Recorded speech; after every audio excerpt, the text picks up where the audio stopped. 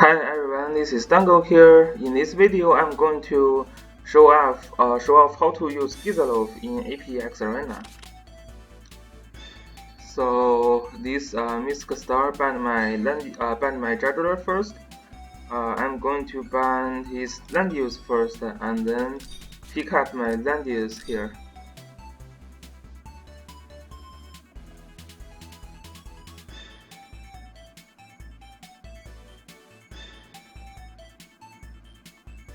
So actually, Gizarlof works well with Juggler, but I cannot pick my Juggler this time. But he's still strong without Juggler. So my two strong legend faction characters were banned. This forced him to play Zoreda, I believe. He has to pick up Zoreda now.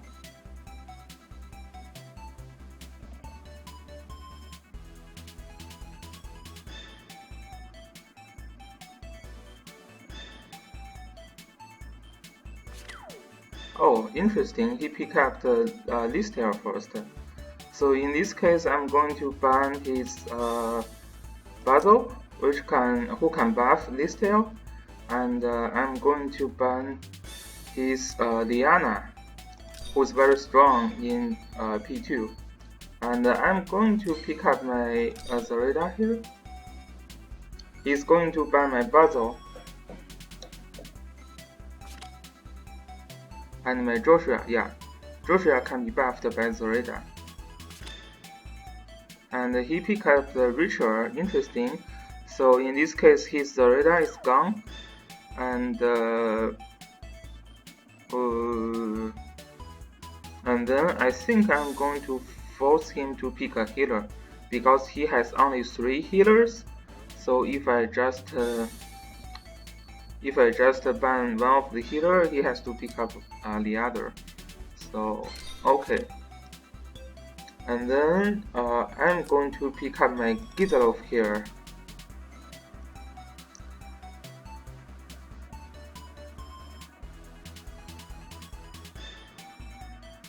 Who can actually buff Zoreda also, and do summon.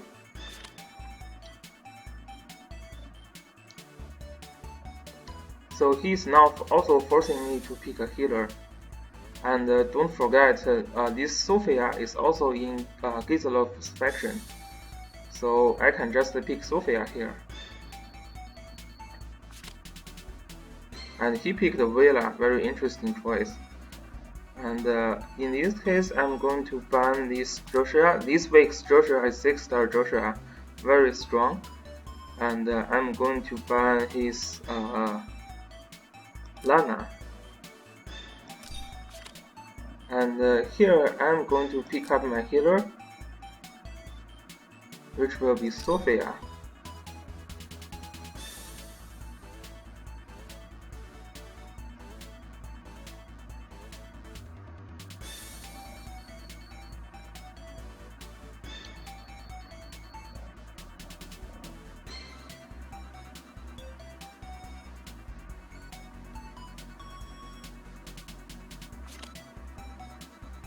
So he banned my Bornheart, which also be buffed by Gizarlof, and he also banned my Varna, which is just a general buff and an AoE buff. Although I'm not using AoE here, I mean Varna can still do AoE herself, and she can provide this attack buff. So he picked up this one, Olivia. So in this case, I'm going to ban Leon. I'm going to ban because Leon can buff Olivia, and I'm also going to ban one of these DPS. I think Luna will be more threatening than Rennie here, because Luna has a very long attack range. So I'm going to pick up Lana here. So I have 2 summons here, so I'm going to use a summon strategy. In this case, I have 2 summons. And then with this turn control, I can just wait for him to make some mistake. so that my chain of attack can just kill him one by one. So my Lana will bring one summon skill, and his healing power is actually okay, and he can remove debuff, so I don't really necessarily need to drop a black hole. So I'm going to go this way, and then because I don't have faction buff for my Lana, I'm going to bring this strengthen skill, and I don't think I really need revenge skill here, so I'm just going to bring one heal here, and then Gizarlof will do this faction buff and one AoE skill and this summon. The radar will go this way. Yeah, will go this build, and then Landius will be my tank.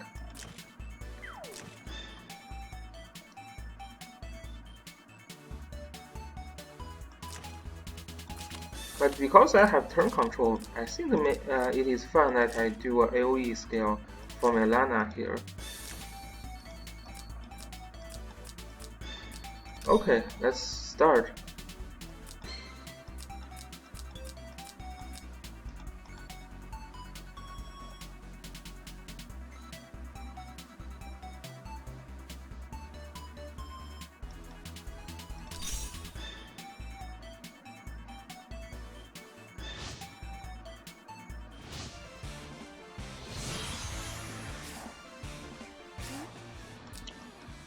So yeah, in this case, he has no tank. I don't need to rush him. I can just sit back and see how it goes. So when you again, this is also what I have discussed in my previous summoning video. When you are trying to use summon strategy, you don't want to push hard, right? You want to sit back and wait for chance.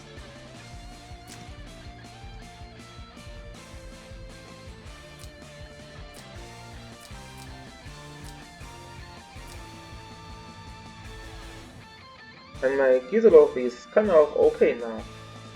He has 700 and yeah, he has over 700 intelligence.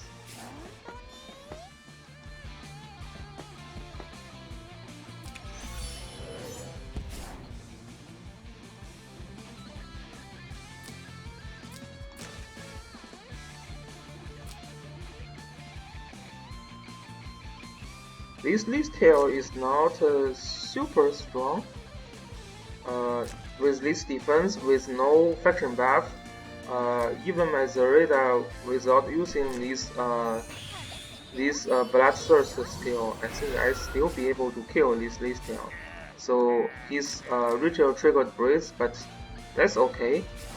We are just going to set back here.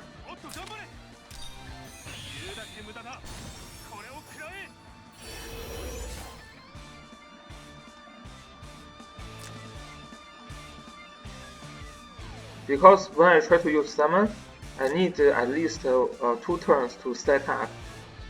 So, and within these 2 turns, I don't want to be initiated. And after 2 turns, after I just summon 2 units, then it becomes my turn to be aggressive. Right now, I need to sit back. Yeah, this tail is coming, but that's fun. Just sit back here.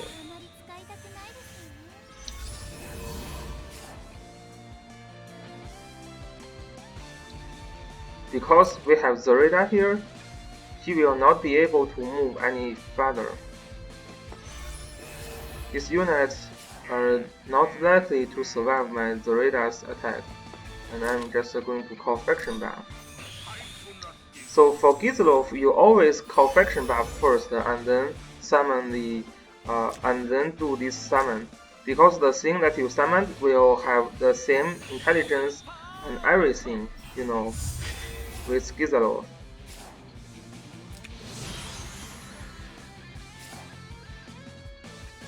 I don't think this is a very successful move because he cannot actually, I mean, he can still not be able to reach me. Yeah, so Gizarlof summon thing is actually you can use the summoned units to attack because they will still have the same stats compared to Gizarlof, and they can deal a significant amount of damage.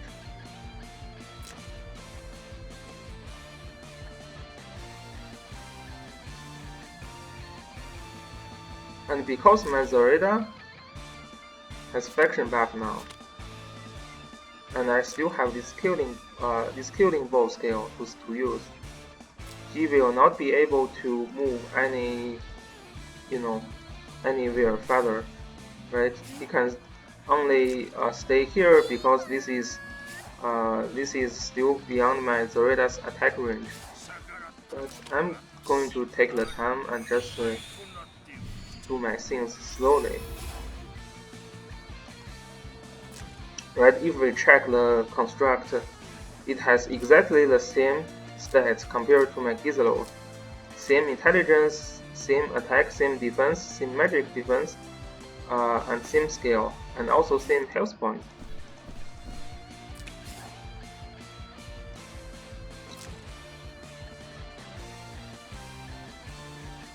And actually I can move this summon thing forward because this is not the same level with this Neuromancer or something that I summoned. Yeah, this one can actually be aggressive.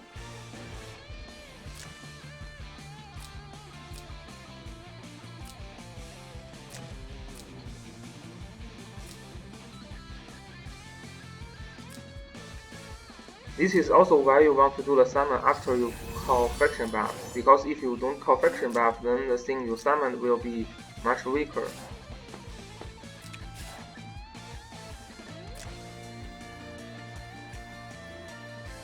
And next turn I can try to be aggressive.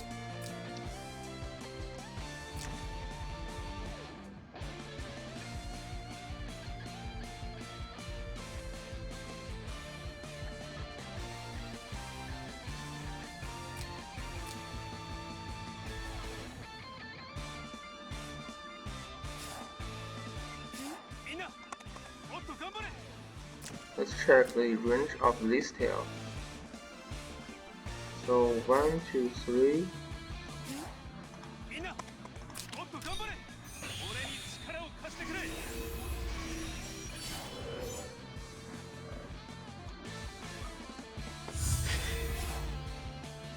And now is our showtime here, so I need to prepare for some attack.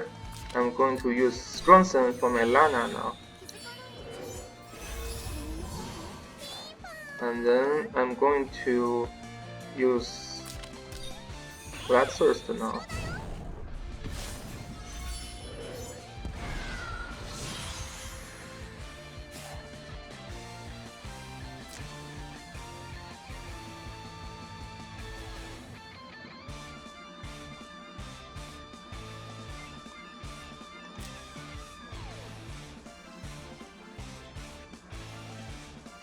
Yeah, so I think the team that I'm facing is pretty weak.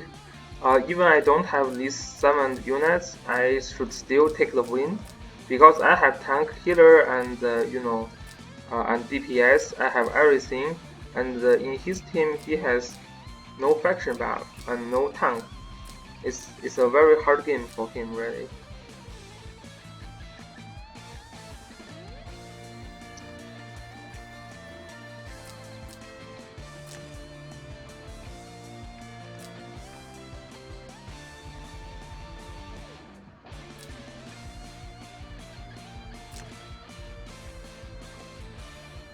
This is a 3-star villa. Yeah, this is a 3-star villa.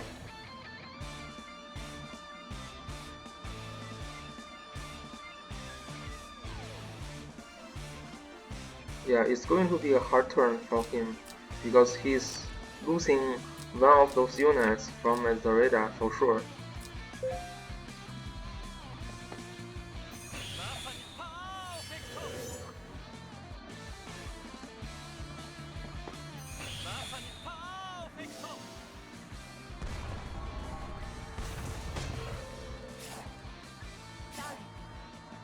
Yeah, so he started his attack here, but that's fine.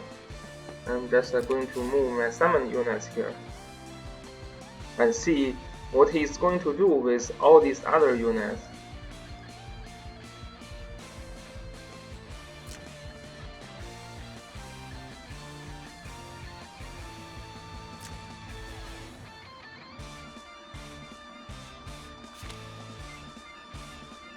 And by the way, these summoned units cannot receive any buff, although it says it has magic defense plus 20, but if you check the stat here, it actually didn't change. So this kind of immune to stun effect is useful, but this kind of increase in stats will not affect the stats of these summoned units. And also this kind of Tree of Life buff is not useful as well.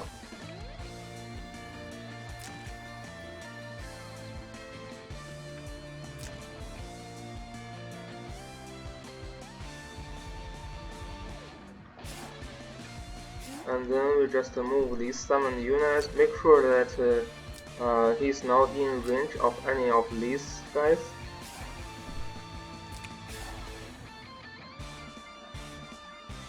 And Vela cannot use mass teleport because this Olivia, has 4 health points.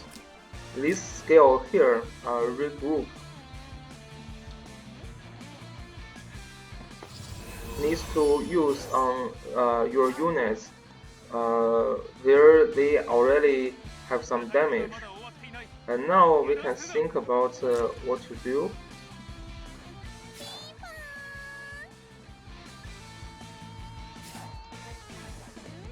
So I think I can do a mass heal first.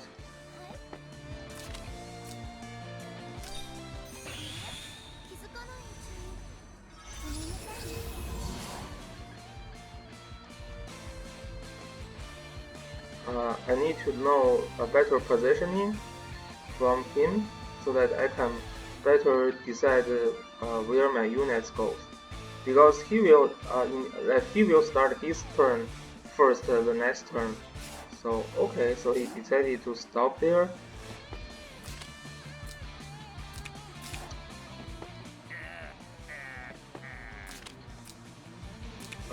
Looks like I cannot reach them.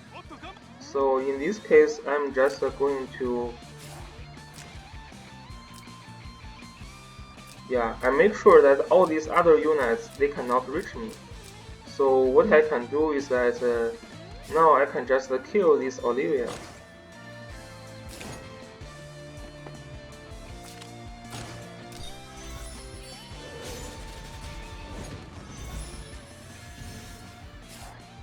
And then go back. And then I trigger this faction buff from Gizarlof, so that my Zareda has 1 CD, has minus 1 CD for this killing ball, which means that my Zareda, although I don't have this bloodthirst effect, I can keep using this killing ball.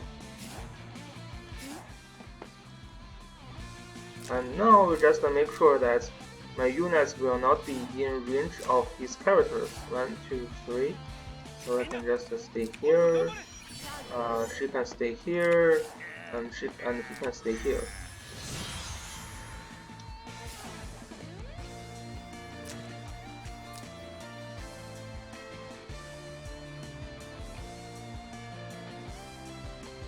Because we have moved these 2 summon units first in the beginning, and he has to move all his units first, it becomes very easy for me to position my units. So he decided to move his ritual first. And it looks like I can already reach her. And I can kill her like finally, eventually. I don't need to kill her now. I can still wait on his move first. I can just wait on what he do and then decide what I do. And because he has only 4 units left, I can have I can move 4 of my units. Okay, so he decided to move his Lister, and you can see he already cannot, make a very good decision because he has only 4 units to work with, and I can just move my summoned units first. I don't need to attack them first to give me a better chance of what should I do. Yeah. He's getting more and more units to my attack range.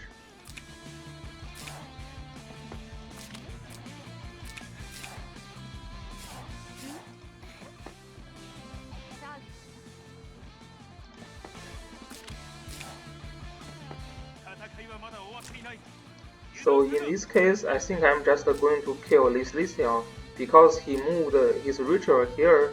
I can just move my land use beside the attack range from this ritual.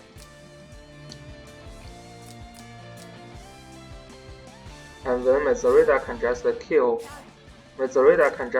this Lister. And if you are worrying about,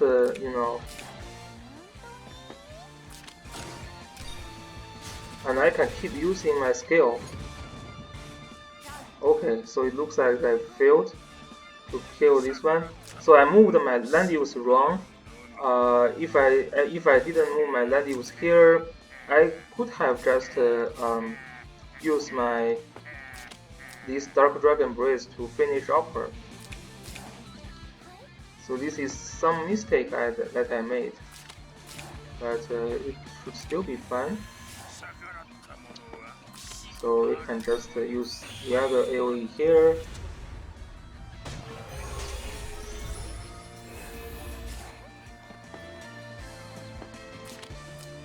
And then use strategiesin and Lana.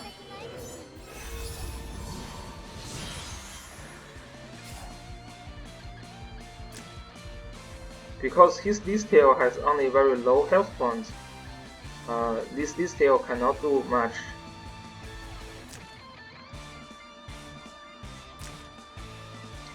He can use Mass Teleport to retreat his unit now, but it's not going to be very helpful.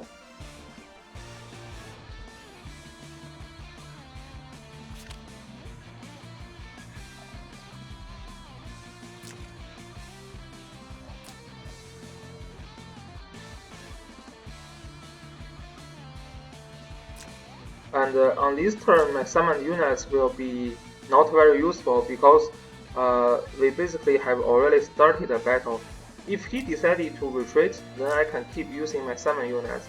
If he decided to engage now, in this turn I'm going to get rid of these summon units. When you started to, have this face-to-face battle, he attack and then you attack, you don't want to have summon units. But if he decided to keep retreat, then my summon unit can still be useful.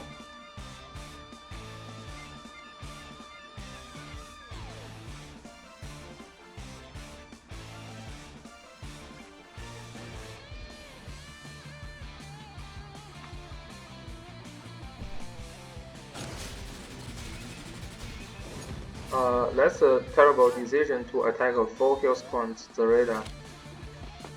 So in this case, I think I'm just going to... Oh, and my construct just gets a ranged attack skill. So yeah, you can see this unit is actually pretty decent, right? Now I have normal attack range +1. Okay, so that's about it.